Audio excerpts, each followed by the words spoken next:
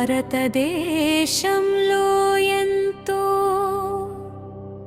వైభవంగా జరుపుకునే పండుగలలో సంక్రాంతి ఒక విశిష్టమైన పండుగ. ప్రకృతి, సూర్యుడు, రైతు ఈ మూడింటి మధ్య ఉన్న అద్వితీయమైన అనుబంధాన్ని ప్రతిబింబించే పండుగే సంక్రాంతి.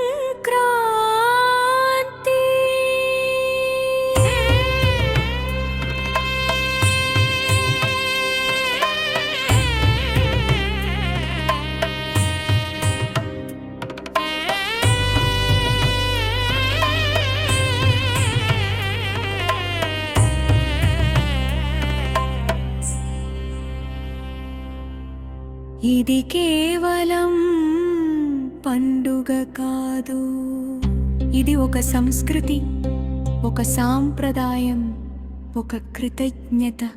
సంక్రాంతి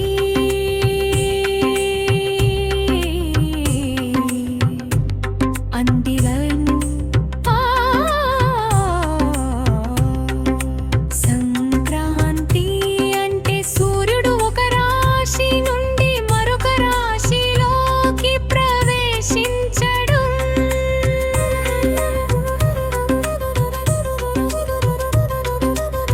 ప్రతి నెల సూర్య సంక్రాంతి ఉన్న మకర సంక్రాంతి ప్రత్యేకమైనది.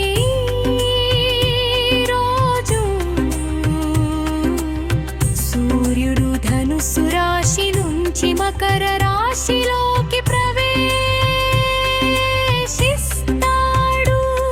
ఇది ఉత్తరాయణ పుణ్యకాలం ప్రారంభంగా భావిస్తారు. ఉత్తరాయణ ప్రాముఖ్యత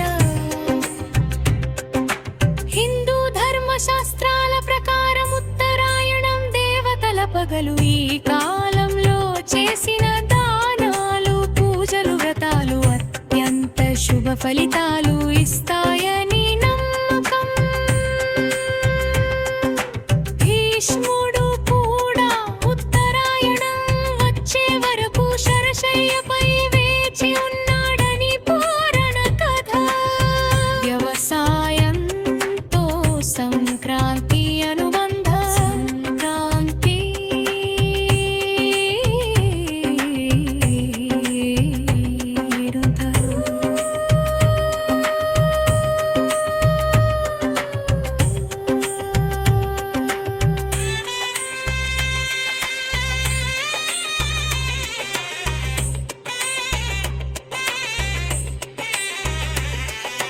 సంక్రాంతి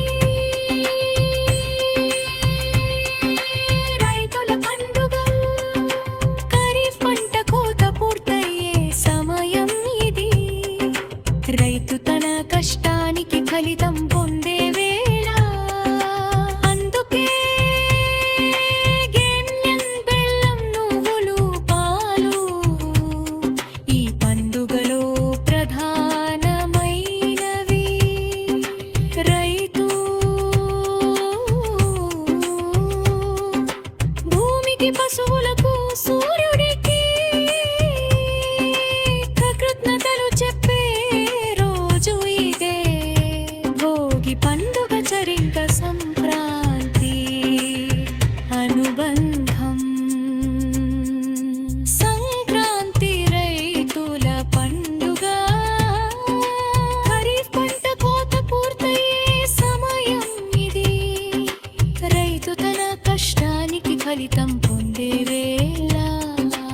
అంత్యక్రియలు, ధాన్యం, బెల్లం, నువ్వులు, పాలు ఈ పండుగలో ప్రధానమైనవి. రైతు భూమికి, పశువులకు, సూర్యుడికి కృతజ్ఞతలు చెప్పే రోజు ఇదే.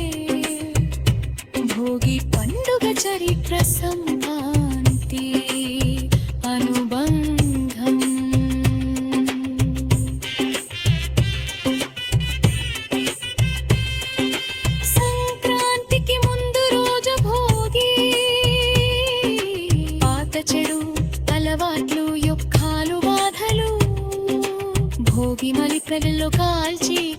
జీవితానికి స్వాగతం పలుకుతా.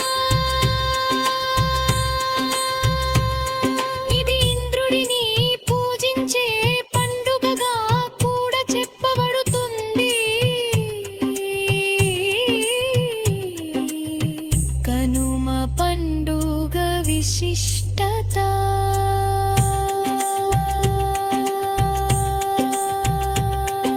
సంక్రాంతి తరువాత వచ్చే రోజు కనుమ. వ్యవసాయానికి సహకరించే పశువులకు ప్రత్యేక గౌరవం. గేదెలు, ఆవులు, ఎద్దులు అలంకరించి పూజలు చేస్తారు. ఇది ప్రకృతి మనిషి సంబంధానికి చిహ్నం. సంక్రాంతి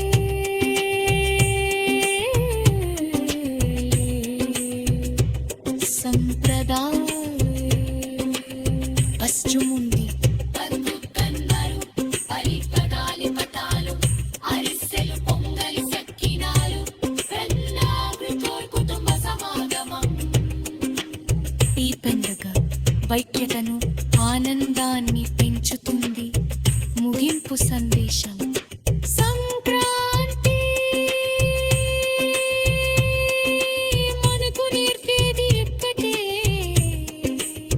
ప్రకృతిని గౌరవించాలి, సృష్టి విలువ ఇవ్వాలి, సంప్రదాయాలను కాపాడాలి.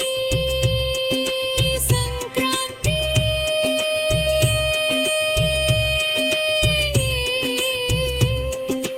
నీ జీవితంలో సంతోషం, సమృద్ధి